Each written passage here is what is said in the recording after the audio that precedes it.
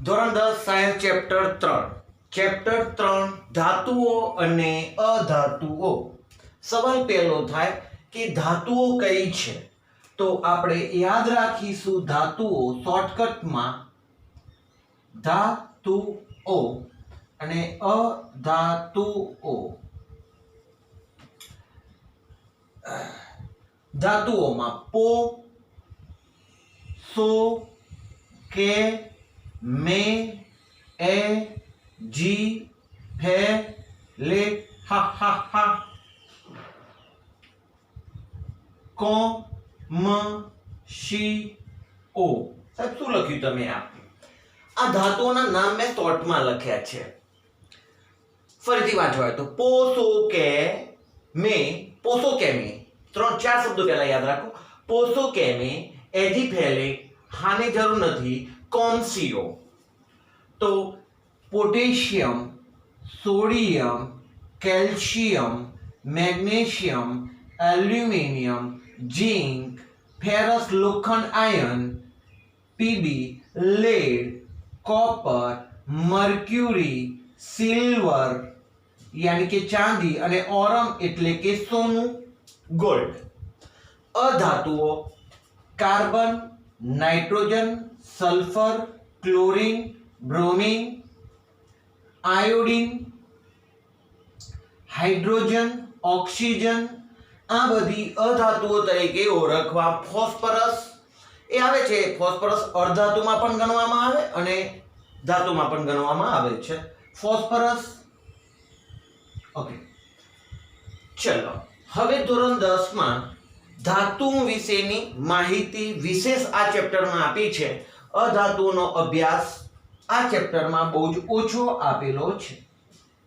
પહેલી તો વાત, જે આપણે ધાતુઓ જોઈ એ ધાતુઓના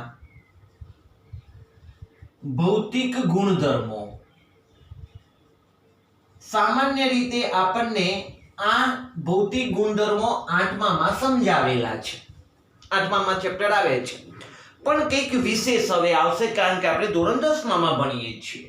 તો એક, ધાતુઓ સામાન્ય રીતે ઘન, પ્રવાહી કે વાયુ અવસ્થામાં હોય છે. હા, ધાતુઓ સામાન્ય રીતે ઘન, પ્રવાહી કે વાયુ અવસ્થામાં હોય છે? ના, સામાન્ય રીતે ઘન અવસ્થામાં હોય છે. ઘન અવસ્થામાં.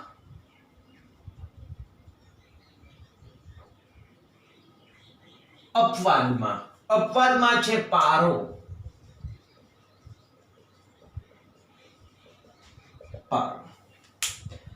મોટાભાગની ધાતુઓ બધી ઘન અવસ્થામાં છે. અપવાદ તરીકે છે પારો. સવાલ કેવો પરીક્ષામાં પૂછી શકાય? એસક્યુઝ બનાવું તો પ્રવાહી ઘન ધાતુ કઈ છે? પ્રવાહી ધાતુ કઈ છે? તો અહીંયા જવાબમાં આવશે પારો.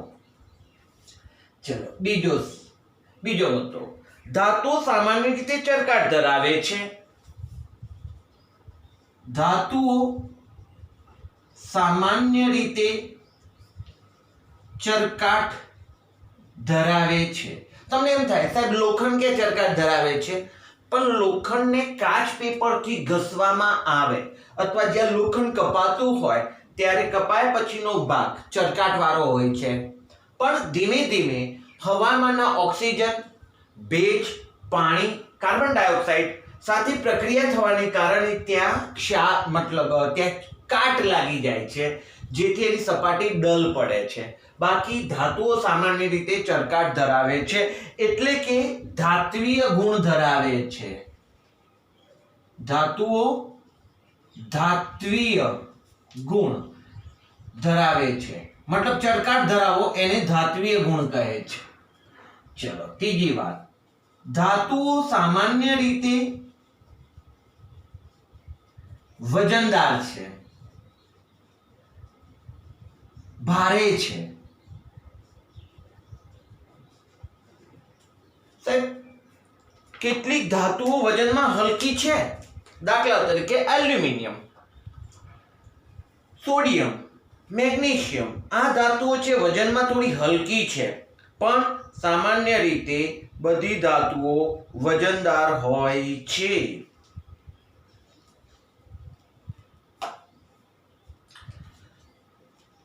અપવાદમાં લખવું હોય તો લખીશું પારો ક્યાં? એલ્યુમિનિયમ. અપવાદ એલ્યુમિનિયમ છે. ધાતુઓ સખત હોય છે. 5 ધાતુઓ ને ટીપીને તાર કે પતરા બનાવી શકાય છે. આ ગુણધર્મને ટીપાઉપણાનો ગુણધર્મ કહે છે.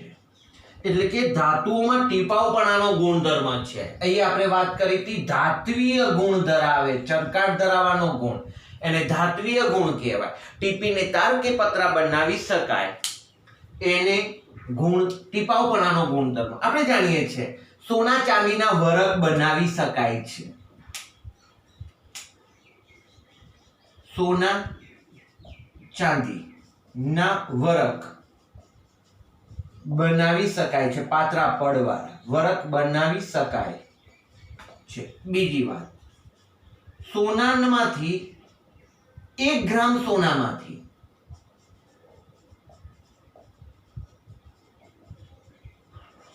2 કિલોમીટર લાંબો તાર ખેંચી શકાય છે, બનાવી શકાય છે.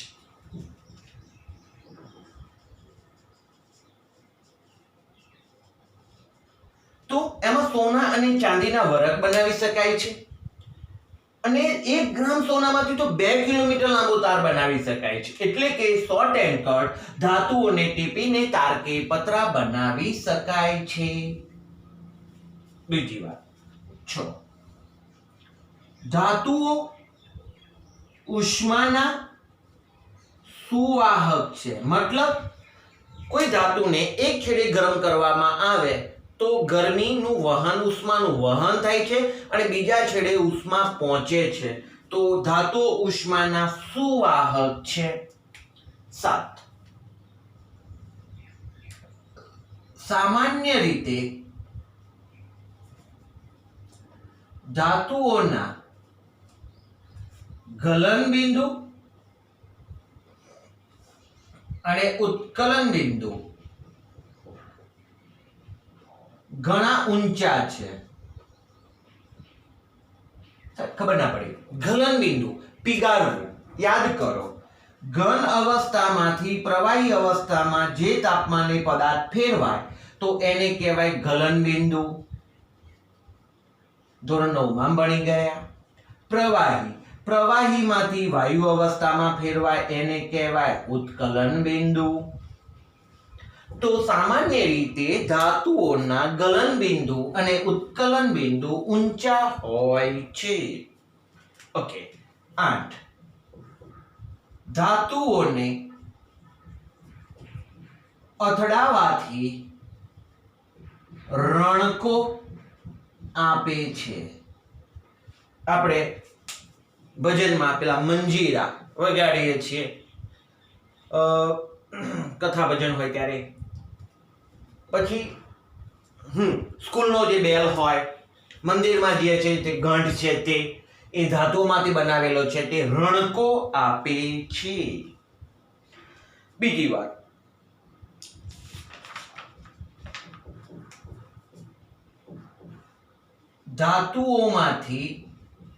ધાતુઓમાં અન્ય ધાતુઓ કે અધાતુઓ ઉમેરીને મિશ્ર ધાતુઓ બનાવી શકાય છે. મિશ્ર ધાતુ આપણે મોટા ભાગની બધી મિશ્ર ધાતુઓનો ઉપયોગ કરીએ છીએ. દાખલા તરીકે ઘરે સ્ટેનલેસ સ્ટીલના વાસણો એ મિશ્ર ધાતુઓ છે. બીજું કે સોનાના ઘરેણા પણ એક મિશ્ર ધાતુ છે. તો ધાતુઓના ભૌતિક ગુણધર્મો છે, એ જ રીતના ધાતુઓના રાસાયણિક ગુણધર્મો આવશે. પણ ધાતુઓને ચલો એક બીજો ટોપિક, ધાતુઓ સામાન્ય રીતે સખત હોય છે, આવી ગયું. પણ કેટલીક ધાતુઓને કાપી શકાય છે, ભાઈ નરમ હોય છે. અપવાદમાં ગણીએ તો સોડિયમ. તો અહીંયા આપણે ધાતુઓના ભૌતિક ગુણધર્મો ભણી ગયા. ચલો એકવાર રિપીટ કરી દઈએ. ધાતુઓ સામાન્ય રીતે ઘન અવસ્થામાં હોય છે, અપવાદમાં પારો. પ્રવાહી ધાતુ કઈ છે? તો એમાં જવાબ આવી ગયો પારો. ધાતુઓ સામાન્ય રીતે ચળકાટ ધરાવે છે, જેને ધાત્વિય ગુણ કહે છે. ધાતુઓ સામાન્ય રીતે વજનદાર હોય છે, અપવાદમાં છે એલ્યુમિનિયમ. ધાતુઓ સખત હોય છે, અપવાદમાં છે સોડિયમ. ધાતુને ટીપીને તાર કે પતરા બનાવી શકાય છે, જેને ટીપાપણાનો ગુણધર્મ કહે છે. 1 ગ્રામ સોનામાંથી 2 કિલોમીટર લાંબો સોનાનો તાર ખેંચી શકાય છે, બનાવી શકાય છે. ધાતુઓ ઉષ્માના સુવાહક છે, એટલે કે ઉષ્મા એક છેડે આપવામાં આવે તો બીજા છેડે સુધી ઉષ્માનું વહન થાય છે. સામાન્ય રીતે ધાતુઓના ગલનબિંદુ અને ઉત્કલનબિંદુ ઊંચા હોય છે. ધાતુને અથડાવાથી રણકો આપે છે. ધાતુઓમાં અન્ય ધાતુઓ ઉમેરીને મિશ્ર ધાતુઓ બનાવી શકાય છે.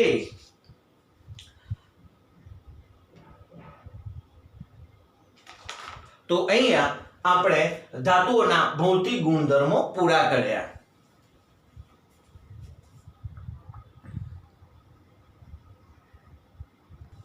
ચલો અહીંયા આપણે ભણી લઈએ અધાતુઓના ભૌતિક ગુણધર્મો. અધાતુઓના ભૌતિક ગુણધર્મો. ચલો 1, અધાતુઓ સામાન્ય રીતે ઘન, પ્રવાહી કે વાયુ અવસ્થામાં હોય છે. ઓકે, હવે પ્રવાહીની વાત કરીએ તો પ્રવાહીમાં છે બ્રોમિન. આ યાદ રાખવાનું છે એક ઉદાહરણ. સવાલ જે રીતના આપણે એક્સક્યુઝ બનાવ્યો કે પ્રવાહી ધાતુ કઈ છે તો પારો, એ જ રીતના પ્રવાહી અધાતુ કઈ છે તો બ્રોમિન. અહીંયા જોઈએ તો કાર્બન ઘન અવસ્થામાં, નાઇટ્રોજન વાયુ અવસ્થામાં, બ્રોમિન પ્રવાહી અવસ્થામાં, ઓક્સિજન વાયુ અવસ્થામાં. તો ઘન, પ્રવાહી અને વાયુ અવસ્થામાં અધાતુઓ હોય છે. અધાતુઓ રણકો આપતા નથી. અહીંથી આપણે બધા વિરુદ્ધમાં જતા જઈએ. 2, અધાતુઓ નરમ છે, સખત નથી. 3, રણકો આપતા નથી. 4, અહીંયા લખી તો આપણે કે ઉષ્માના સુવાહક તેમજ વિદ્યુતના સુવાહક. વિદ્યુતના સુવાહક એટલે વિદ્યુતનું વહન કરે છે. અહીંયા સામાન્ય રીતે વિદ્યુત અને ઉષ્માના અવાહક છે. અપવાદમાં આવશે ગ્રેફાઇટ. અપવાદ. ગ્રેફાઇટ મતલબ પેન્સિલની અણી જે છે એ વિદ્યુતનું વહન કરે છે. કેવી રીતના ચેક કરવું? તો ઘરે પેલો પ્લગ હોય, એમાં પેન્સિલની અણી નાખવી અને સ્વિચ ચાલુ કરી અડવું એટલે માથાના વાળ ઊભા થઈ જશે. જોજો દોસ્તો, એવું ના કરતા. વિદ્યુત અને ઉષ્માના અવાહક છે. કોણ? અધાતુઓ. ચલો 5, એમના ગલન બિંદુ ઉત્કલન બિંદુ પ્રમાણમાં નીચા છે. ગલન બિંદુ અને ઉત્કલન બિંદુ પ્રમાણમાં નીચા છે. 6, ટીપીને તાર કે પતરા બનાવી શકાતા નથી. તે મિશ્ર ધાતુઓ નથી બનાવી શકતા, પરંતુ તે અપર રૂપો ધરાવે છે. અધાતુઓ બહુરૂપો ધરાવે છે. સાહેબ શું બહુરૂપો એટલે? કાર્બન છે તો કાર્બનના બહુરૂપો કયા કયા? તો કાર્બન, હીરો, ગ્રેફાઇટ, ફુલરીન કહીએ તો ચાલે, ફુલરીન. તો કાર્બન આ જુદા જુદા સ્વરૂપમાં છે. હીરાનું સૂત્ર, અણુસૂત્ર સી, ગ્રેફાઇટનું સી, ખાલી એમાં કાર્બન જ છે પણ એના બંધારણમાં થોડો ફેરફાર છે. અણુઓ બંધારણ, કાર્બનના અણુઓનું જોડાણ અલગ અલગ છે, બાકી એનું અણુસૂત્ર તો સી જ છે. ઓકે. બીજું, ફોસ્ફરસના પણ 3 બહુરૂપો છે. પીળો આપણે ભણવાનો આવશે નેક્સ્ટ ટોપિકમાં, તો અત્યારે નથી કહેતા. સલ્ફરમાં પણ 2 આવે, રોમ્બિક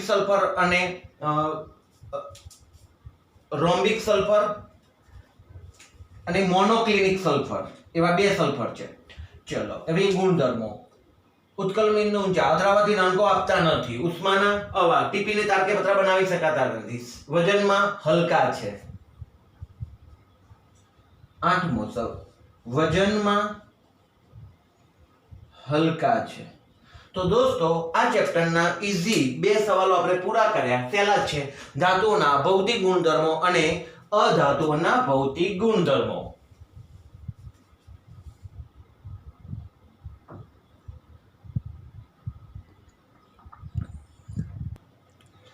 ચલો દોસ્તો, હવે આપણો ટોપિક છે ધાતુઓની રાસાયણિક પ્રક્રિયાઓ. ધાતુઓની રાસાયણિક પ્રક્રિયાઓ. દોસ્તો હું તમને કોઈ પ્રશ્નોના જવાબો ગોખાવતો નથી કે તૈયાર નથી કરાવતો. તમને પ્રશ્નનું નોલેજ આપી રહ્યો છું, એના આધારે તમે દરેક પ્રશ્નનો જવાબ લખી શકો. ધાતુઓની રાસાયણિક પ્રક્રિયાઓ, એમાં એક પહેલી પ્રક્રિયા છે ધાતુઓની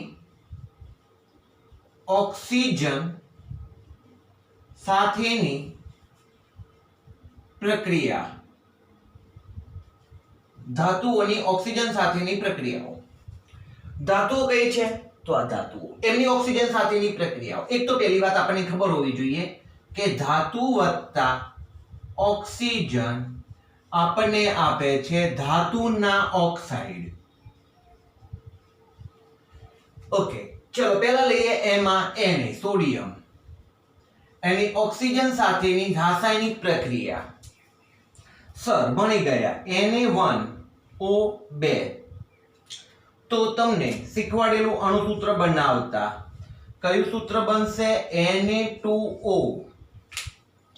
તો બને છે Na2O, જેને કહે છે સોડિયમ ઓક્સાઇડ. બીજી વાત, સોડિયમ ઓક્સાઇડ. હવે આપણે એલ્યુમિનિયમ લઈશું. Aluminium oxide, sodium oxide. Magnesium વિશે જાણો છો તમે. મેગ્નેશિયમની ધાતુની પટ્ટીને સળગાવતા આંખ અંજાઈ જાય તેવા પ્રકાશ સાથે સળગે છે. તો અહીંયા આવશે MgO. કેમ સાહેબ? ચલો, Mg ની સંયોજકતા 2, O ની સંયોજકતા 2. તો સરે કીધેલું કે ભૂલી જવું આને. તો આવશે MgO, જેને કહીએ છીએ આપણે મેગ્નેશિયમ ઓક્સાઇડ. હવે એલ્યુમિનિયમની વાત કરીએ. એલ્યુમિનિયમને ઊંચા તાપમાને ઓક્સિજન સાથેની પ્રક્રિયા કરે અને એમાંથી બનાવે. Al ની સંયોજકતા 3, O ની સંયોજકતા 2. સમજી લો શું બનશે? Al2O3. Al2O3, જેને આપણે કહીએ છીએ એલ્યુમિનિયમ ઓક્સાઇડ. ઓકે દોસ્તો, હવે વાત કે આપણને અહીંયા ધાતુના ઓક્સાઇડ મળે. હવે આ ધાતુના ઓક્સાઇડ વત્તા પાણી સાથે પ્રક્રિયા કરાવીએ તો સામાન્ય રીતે આપણને તે બેઝ આપે છે. ધાતુના ઓક્સાઇડ આપણને સામાન્ય રીતે પાણી સાથે પ્રક્રિયા કરીએ ત્યારે બેઝ આપે છે. સાહેબ તમે સામાન્ય શબ્દ કેમ વાપરો છો? કેમ? કારણ કે બધા માટે લાગુ નથી પડતું હોતું, અમુકમાં અપવાદ હોય છે એટલા માટે. ધાતુના ઓક્સાઇડ વત્તા પાણી એટલે આપણને બેઝ મળશે. સાહેબ ઉદાહરણ આપો તો. દાખલા તરીકે Na2O છે આપણી જોડે, ધાતુનો ઓક્સાઇડ. એની પાણી સાથે પ્રક્રિયા કરીશું તો તો એમાંથી બને છે ભાઈ NaOH. સોડિયમ હાઇડ્રોક્સાઇડ બેઝ આવે ભાઈ, બેઝ. સાહેબ અહીંયા લખો ને એસિડ અને બેઝ થોડા. ચલો એસિડ બેઝ કયા?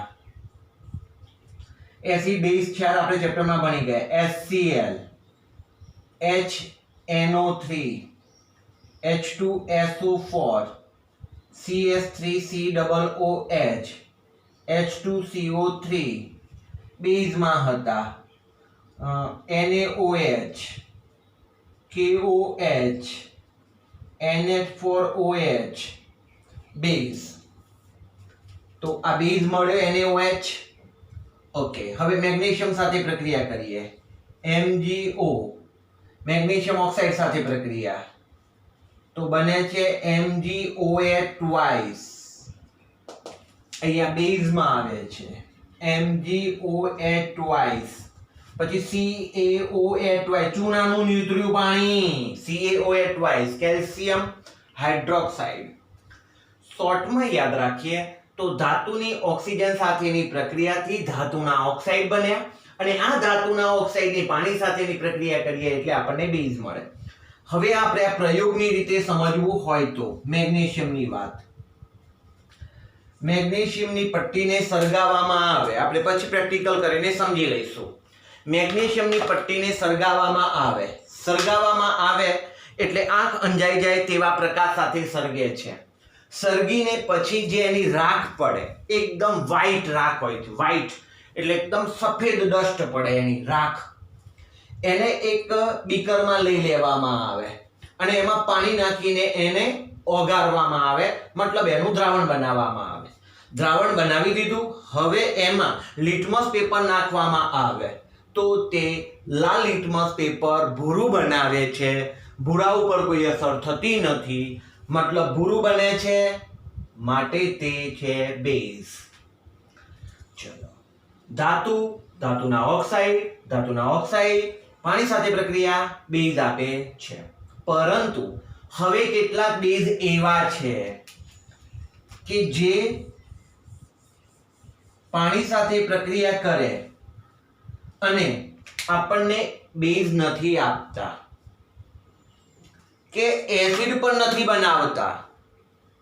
થોડી વાતને હું ડીપમાં લઈ જાઉં, ધ્યાન આપશો. દાખલા તરીકે C+O2. C એટલે અધાતુ, રાઈટ? હું અધાતુની ચર્ચા કરી લઉં. ચલો, અધાતુ C+O2 તો CO2. ધાતુ ઓક્સિજન, ધાતુના ઓક્સાઇડ. અહીંયા શું થયું? અધાતુ વત્તા ઓક્સિજન તો અધાતુના ઓક્સાઇડ. ઓકે સર, હવે એમની પાણી સાથેની પ્રક્રિયા કરું તો એમાંથી H2CO3 બને, જેને કહે છે કાર્બોનિક એસિડ. મતલબ શું આવ્યું? તે એસિડ. તો ધાતુના ઓક્સાઇડ બેઝ બનાવે છે, જ્યારે અધાતુના ઓક્સાઇડ શું આપે છે? એસિડ આપે છે. અધાતુના ઓક્સાઇડ કેવો ગુણધર્મ ધરાવે છે? કહેવાય એસિડિક ગુણધર્મ ધરાવે છે. એટલે તો હું વાંચવામાં એવું વાંચું છું, એસિડ અને અધાતુમાં બેઝ. તો અહીંયા હું લખું છું ધાતુના ઓક્સાઇડ કેવો ગુણધર્મ ધરાવે છે? બેઝિક ગુણધર્મ ધરાવે છે.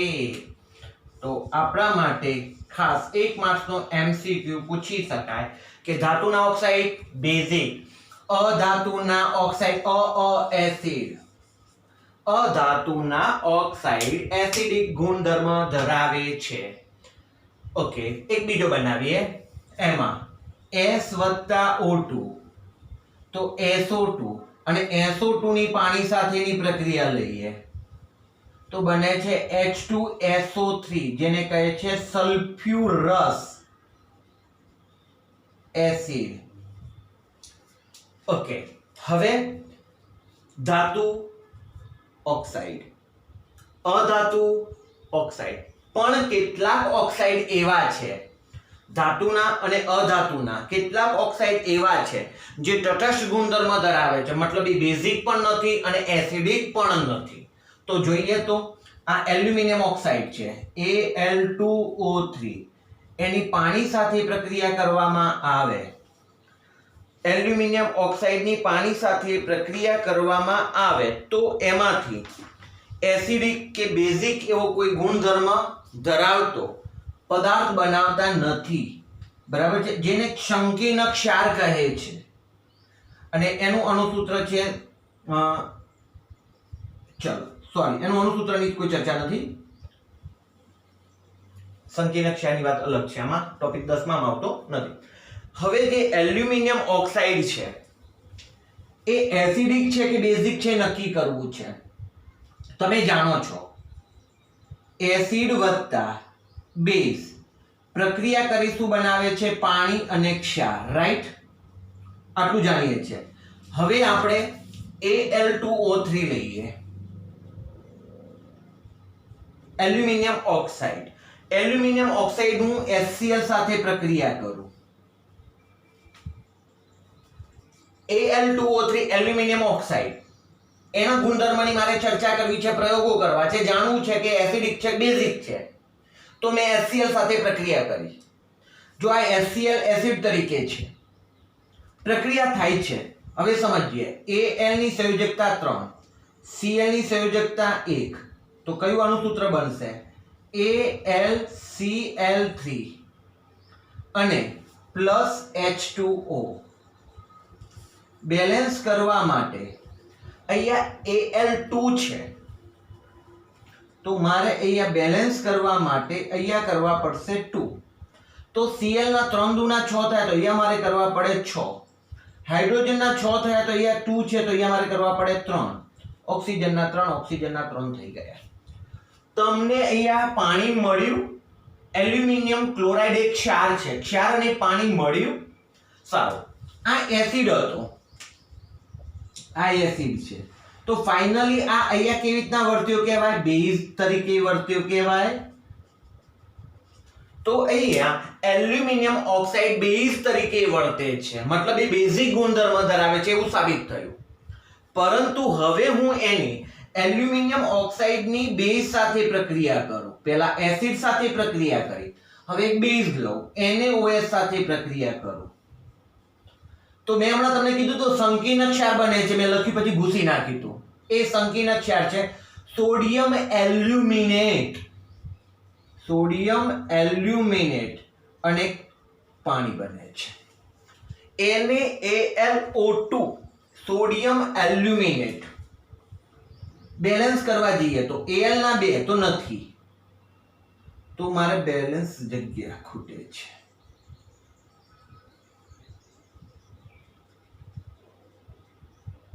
ચલો 2 એલ્યુમિનિયમના 2 થયા, અહીંયા 2, સોડિયમના 2 તો અહીંયા 2, ઓક્સિજન ગણી લઈએ, 3 ને 2 5, સોરી 2 અને આ 3 એટલે 5, 2 દુ 4 અને 1 આ 5. હાઇડ્રોજન ગણીએ તો 2, તો અહીંયા 2, તો અહીંયા બેલેન્સ થઈ ગયું સોડિયમ એલ્યુમિનેટ. વાત કરીએ તો આ શું છે ખબર નથી અત્યારે. NaOH શું છે? બેઝ છે, રાઈટ.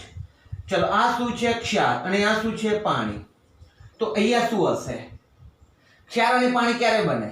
એટલે આ શું હશે? એસિડ. તો મેં અહીંયા પ્રક્રિયાઓને અંતે સાબિત કરી આપ્યું કે Al2O3 એક બેઝ તરીકે પણ વર્તે છે અને એસિડ તરીકે પણ વર્તે છે. આના ઉપરથી એવું સાબિત થયું કે એલ્યુમિનિયમ ઓક્સાઇડ એ તટસ્થ ઓક્સાઇડ છે. ધાતુઓના ઓક્સાઇડ બેઝિક છે, અધાતુઓના ઓક્સાઇડ એસિડિક છે, પણ કેટલાક ઓક્સાઇડ તટસ્થ છે. એ બાબતનો આપણે અહીંયા ખ્યાલ મેળવ્યો.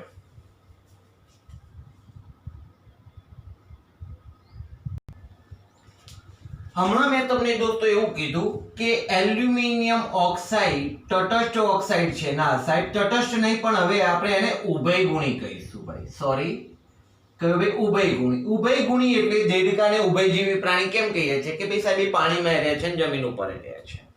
અહીંયા એલ્યુમિનિયમ ઓક્સાઇડ જે છે એ એસિડ અને બેઝ સાથે પ્રક્રિયા કરીને શું આપી શકે છે? ક્ષાર અને પાણી. એ એસિડ સાથે પણ પ્રક્રિયા કરે છે અને બેઝ સાથે પણ પ્રક્રિયા કરે છે, ક્ષાર અને પાણી બનાવે છે. માટે એલ્યુમિનિયમ ઓક્સાઇડને ઉભયગુણી કહે છે. ઉભયગુણી ઓક્સાઇડ બીજો જોવો હોય તો ઝિંક ઓક્સાઇડ છે. ઝિંક ઓક્સાઇડ તો પરીક્ષામાં એવું પૂછી શકાય ઉભયગુણી ઓક્સાઇડ એટલે શું? બે ઉદાહરણો આપો. જે ઓક્સાઇડ એસિડ અને બેઝ સાથે પ્રક્રિયા આપી ક્ષાર અને પાણી બનાવે તે ઓક્સાઇડને ઉભયગુણી ઓક્સાઇડ કહે છે. ઉદાહરણમાં છે એલ્યુમિનિયમ ઓક્સાઇડ અને ઝિંક ઓક્સાઇડ. હવે વાત કરીએ ધાતુઓની હવામાંના ઓક્સિજન સાથેની પ્રક્રિયા. ધાતુઓની ઓક્સિજન સાથેની પ્રક્રિયાઓ ડીપમાં જોઈએ. હવે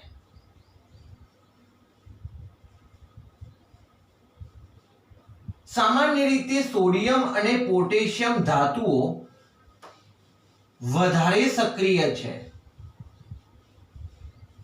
દરેક ધાતુઓની સક્રિયતા અલગ અલગ હોય. દરેક ધાતુ એક સરખી સક્રિય નથી. કેટલીક વધારે સક્રિય છે, કેટલીક ઓછી સક્રિય છે, કેટલી મધ્ય સક્રિય ધાતુઓ છે. સોડિયમ પોટેશિયમ ધાતુઓ એટલી બધી સક્રિય છે કે હવામાં ખુલ્લી રાખવામાં આવે તો હવામાંના ઓક્સિજન સાથે સંયોજાઈ જાય સળગી ઉઠે છે. આવું કદાચ આપણે ભણી ગયા. અને સોડિયમને પાણીમાં નાખવાથી ધડાકા સાથે સળગે છે તો ખબર જ છે. સોડિયમને હવામાંના ઓક્સિજન સાથે સોડિયમ અને પોટેશિયમ એટલી સક્રિય ધાતુઓ છે જે હવામાંના ઓક્સિજન સાથે સંયોજાઈને સળગી ઉઠે છે.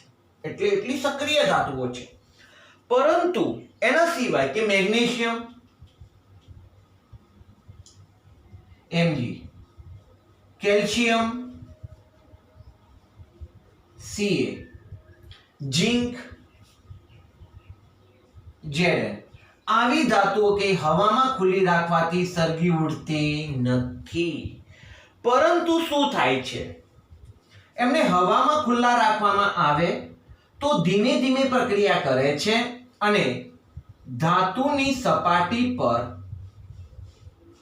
ધાતુના ઓક્સાઇડ બને છે જેને આપણે કહીએ છીએ કાટ લાગે છે.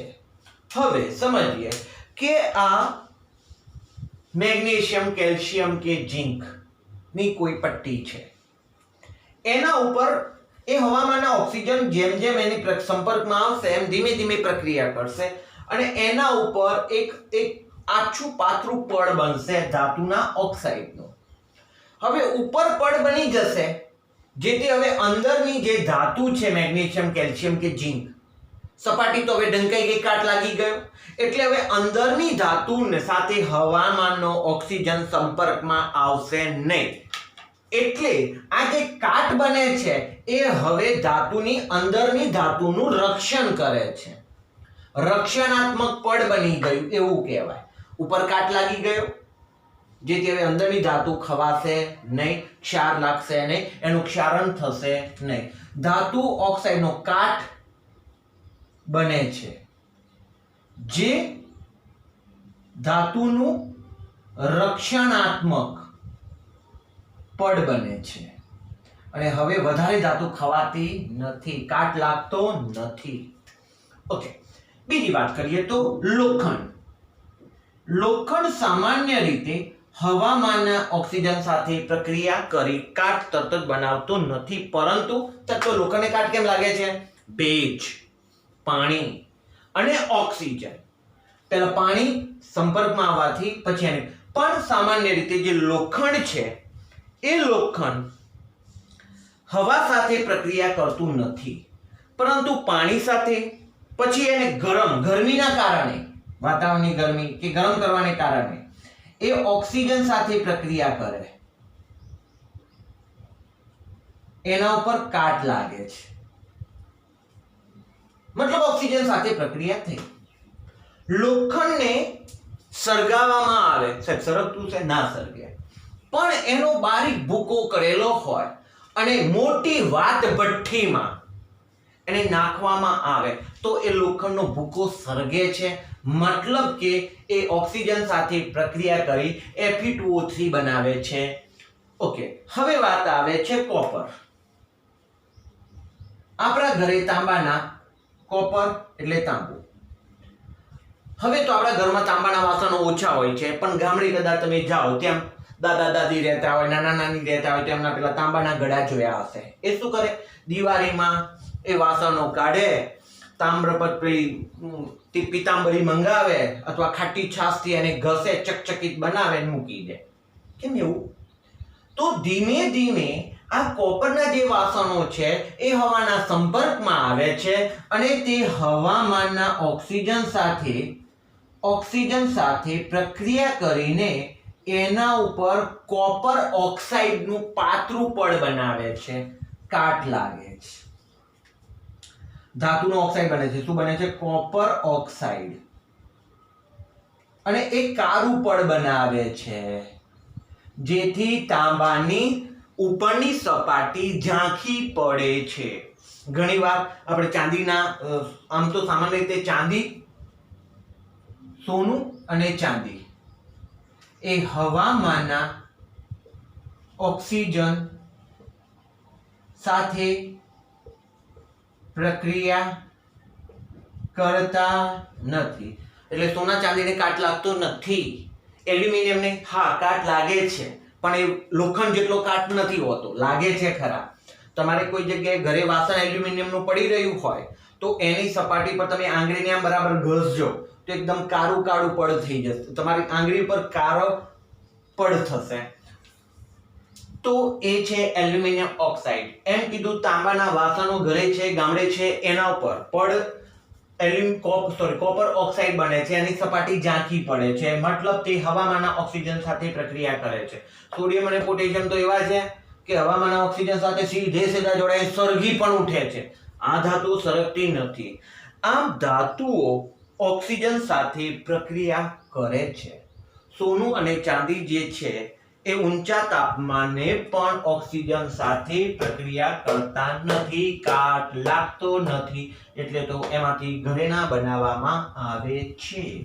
તો આજના ટોપિકમાં આપણે શું ભણ્યા? ધાતુઓના ભૌતિક ગુણધર્મો, અધાતુઓના ભૌતિક ગુણધર્મો અને ધાતુઓના રાસાયણિક ગુણધર્મોમાં એક ટોપિક ભણ્યા. કયો? ધાતુઓને ઓક્સિજન સાથેની પ્રક્રિયાઓ.